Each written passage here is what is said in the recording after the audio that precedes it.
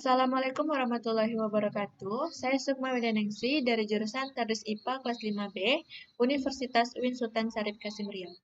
Nah, pada video kali ini saya akan mempresentasikan proposal saya yang berjudul Pengembangan Alat Peraga Resonansi Ayunan Bandul Sederhana.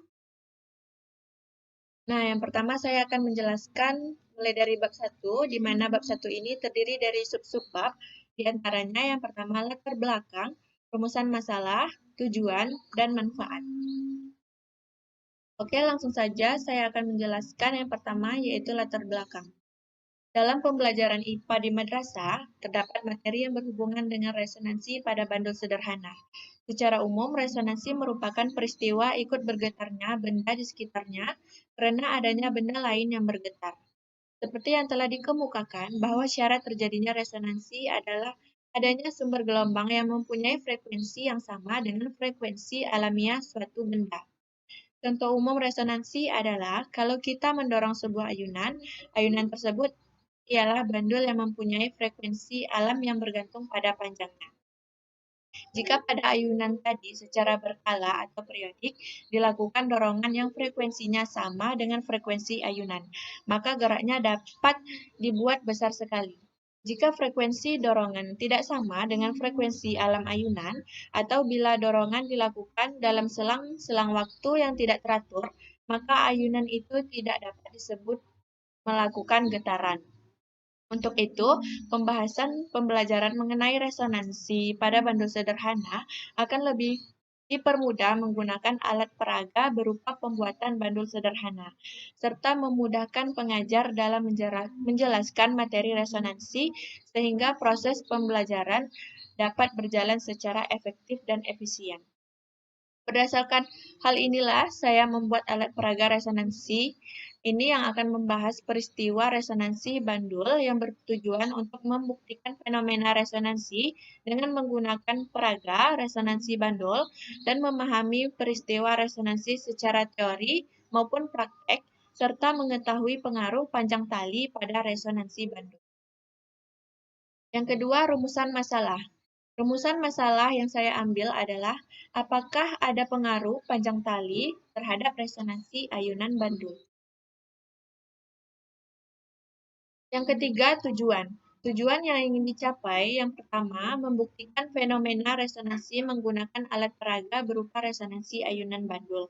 Yang kedua, memahami peristiwa resonansi ayunan bandul secara teori maupun praktek.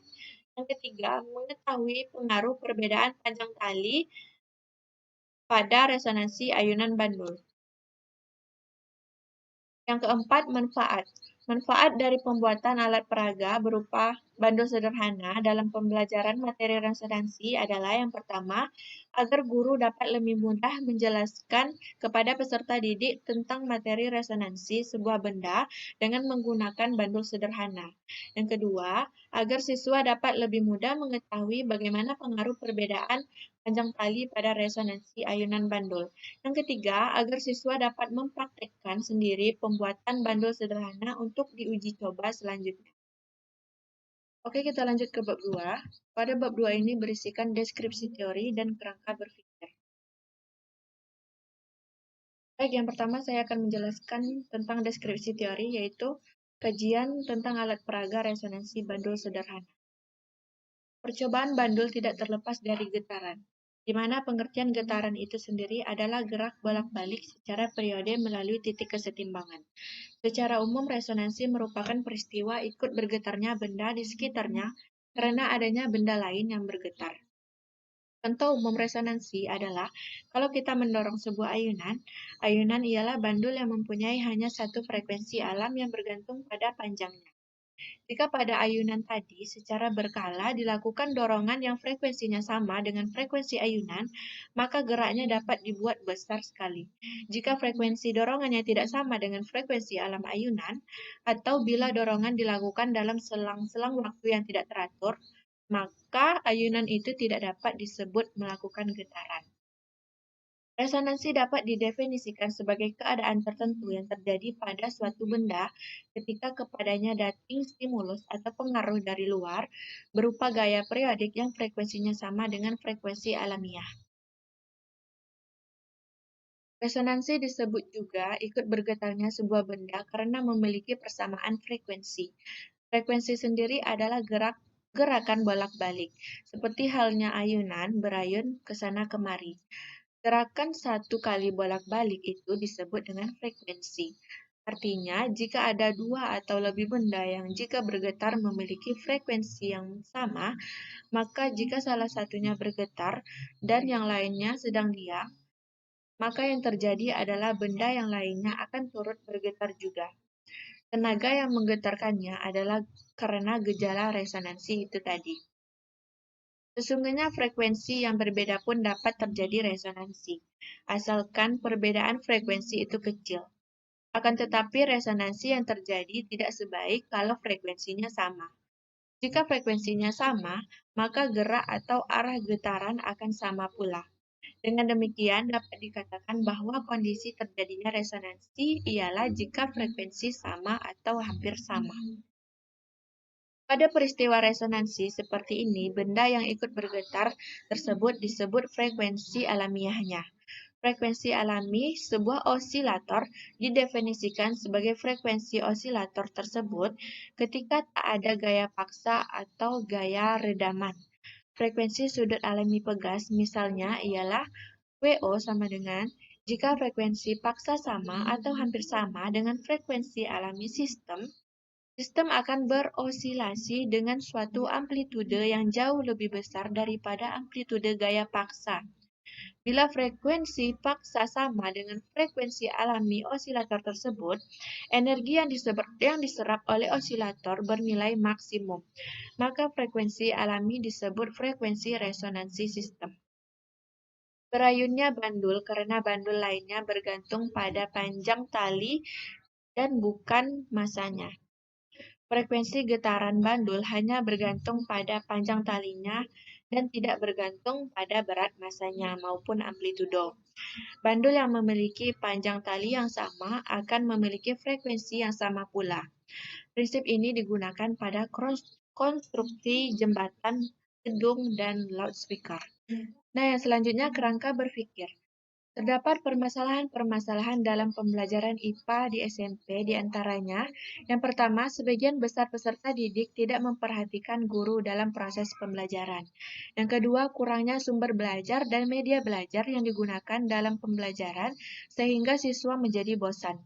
Yang ketiga, kurangnya pemahaman konsep siswa dan kurangnya motivasi belajar siswa.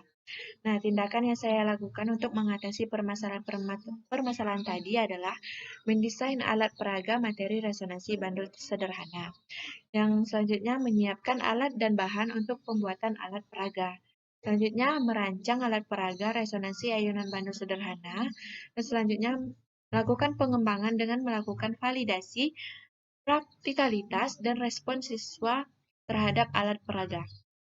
Nah, hasil yang diharapkan, alat peraga materi resonansi bandul sederhana ini dapat dijadikan sebagai media belajar yang dapat meningkatkan pemahaman konsep siswa dan dapat meningkatkan motivasi belajar terhadap materi resonansi ayunan bandul. Nah, selanjutnya kita masuk kepada bab 3, yaitu prosedur pengembangan. Pada bab 3 ini, saya akan menjelaskan yang pertama langkah-langkah pengembangan, yang kedua instrumen penelitian, yang ketiga teknik pengumpulan data, dan yang keempat teknik analisis data. Yang pertama, langkah-langkah pengembangan. Model pengembangan yang akan direncanakan dalam penelitian ini mengikuti alur dari Siva Sailam, Tiaga Rajat, Dorothy S. Samuel, dan Melvin S. Samuel. Model ini terdiri dari 4 tahap pengembangan, yaitu define, design, develop, dan disseminate, atau diadaptasikan menjadi model 4P, yaitu pendefinisian, perancangan, pengembangan, dan penyebaran. Model ini dipilih karena cocok untuk penelitian pengembangan produk yang hasilnya dilakukan uji coba dan dapat dijadikan sebagai media belajar. Penelitian ini hanya dilakukan sampai tahap pengembangan. Yang pertama, tahap pendefinisian atau define. Pendefinisian dilakukan untuk menetapkan dan mendefinisikan kebutuhan di dalam proses pembelajaran. Dalam hal ini, peneliti melakukan studi pendahuluan dengan melakukan observasi dan wawancara terhadap guru di SMP. Siswa SMP dilibatkan sebagai informasi kunci karena paling berkompeten mengungkap kondisi nyata dampak pembelajaran IPA terpadu. Tahap pendefinisian dilakukan dengan cara yang pertama analisis kurikulum, yang kedua analisis siswa, yang ketiga analisis kebutuhan, dan yang keempat analisis konsep. Yang kedua, tahap perencanaan atau desain. Pada tahap perencanaan ini akan dilakukan perancangan alat peraga resonansi ayunan bandul sederhana. Pada tahap perancangan ini akan dilakukan beberapa rancangan media belajar melalui alat peraga antara lain. Yang pertama, tahap awal dalam mendesain alat peraga adalah menentukan tujuan pembelajaran dan materi yang akan disampaikan. Yang kedua, membuat rancangan desain alat peraga sebagai acuan proses pengembangan. Yang ketiga, menyiapkan alat dan bahan yang akan digunakan dalam pembuatan alat peraga resonansi ayunan bandul. Selanjutnya, langkah kerja alat peraga resonansi ayunan bandul. Siapkan 5 buah bandul, 2 tiang pendukung, kawat, dan benang. Gantungkan bandul-bandul. Panjang benang pada bandul A sama dengan panjang benang pada bandul C, dan panjang benang pada bandul B sama dengan panjang benang pada bandul D. Ayunkan bandul A, lalu amati yang terjadi pada bandul lainnya. Ulangi dengan mengayunkan bandul B dan C, dan juga seterusnya. Ketika bandul A diayunkan, maka lama-kelamaan bandul C juga akan ikut berayun, sedangkan bandul yang lainnya diam. Jika bandul B yang diayunkan, hanya bandul D yang ikut berayun seirama dengan bandul B. Jadi, hanya bandul yang panjang benangnya sama atau frekuensinya sama yang ikut berayun. Jadi, resonansi adalah peristiwa ikut bergetarnya suatu benda akibat pengaruh getaran benda lain yang memiliki frekuensi yang sama. Yang ketiga, tahap pengembangan atau development. Pada tahap ini dilakukan pengembangan terhadap produk yang telah dihasilkan peneliti sebagai media belajar berupa alat peraga resonansi bandul sederhana. Yang pertama, validitas. Pada tahap validitas akan dibutuhkan validator media untuk menilai alat peraga yang dihasilkan dan validator materi untuk menilai kesesuaian materi yang disajikan. Validasi desain alat peraga pada penelitian ini dilakukan oleh ahli media pendidikan minimal S2 yang berasal dari dosen yang memiliki pengalaman serta keahlian dalam perancangan maupun pengembangan media pembelajaran. Yang kedua, praktikalitas. Setelah dilakukan beberapa kali revisi, kemudian akan direspon oleh 3 responden, yaitu 3 orang guru IPA, untuk menilai kepraktisan alat peraga dalam proses pembelajaran IPA di sekolah. Praktikalitas alat peraga yaitu guru minimal memiliki pendidikan sarjana S1 yang memiliki pengalaman luas dan tinggi dalam mengajar pembelajaran IPA. Yang ketiga, respon siswa. Setelah alat peraga dinyatakan praktis digunakan dalam proses pembelajaran IPA, akan dilakukan penyebaran angket kepada siswa untuk melihat respon siswa terhadap alat peraga materi resonansi bandul sederhana. B. Instrumen penelitian. Instrumen validasi. Yang pertama, instrumen validasi oleh ahli materi dan ahli media. Alat peraga materi resonansi ayunan bandul harus divalidasi oleh ahli materi dan ahli media. Berikut merupakan tabel skala angket yang digunakan dalam penelitian. Yang kedua, instrumen penilaian oleh responden. Setelah alat peraga valid, kemudian alat peraga tersebut diuji cobakan kepada siswa IPA SMP. Penelitian instrumen ini disusun menurut pengukuran rating scale, yaitu suatu skala pengukuran di mana responden menjawab salah satu dari jawaban kuantitatif yang telah disediakan. Berikut merupakan tabel skala angket yang digunakan dalam penelitian. Yang C, teknik pengumpulan data. Teknik pengumpulan data adalah cara memperoleh data untuk menunjang hasil penelitian. Teknik yang digunakan untuk mengumpulkan data dalam penelitian ini yang pertama observasi. Observasi merupakan teknik pengumpulan data yang dilakukan dengan melakukan pengamatan terhadap objek tertentu. Pada penelitian ini, peneliti melakukan pengamatan secara langsung di sekolah SMP Negeri 1 Kampar dan mengamati sumber belajar dan juga media belajar yang digunakan dalam proses pembelajaran dan kebutuhan siswa dalam belajar. Yang kedua, wawancara. Wawancara merupakan teknik pengumpulan data dengan melakukan tanya jawab sesuai dengan data-data yang diperlukan dalam memecahkan masalah yang akan dibahas. Dalam penelitian ini, peneliti melakukan wawancara langsung kepada guru mata pelajaran IPA dan siswa sekolah menengah pertama Negeri 1 Kampar. Yang ketiga, angket. Angket adalah teknik pengumpulan data yang dilakukan dengan cara memberi seperangkat pertanyaan kepada responden untuk dijawabnya. Angket yang digunakan dalam pengumpulan data pada penelitian ini adalah angket uji validitas, uji kepraktisan, dan respon siswa. Yang D, teknik analisis data. Teknik analisis data yang digunakan adalah teknik analisis deskriptif, kualitatif, dan teknik analisis kuantitatif. Yang pertama, analisis deskriptif kualitatif. Analisis deskriptif kualitatif dilakukan dengan cara mengumpulkan data-data dari hasil review ahli materi dan penilaian oleh responden berupa saran dan perbaikan alat peraga untuk meningkatkan motivasi belajar siswa. Yang kedua, analisis deskriptif kuantitatif.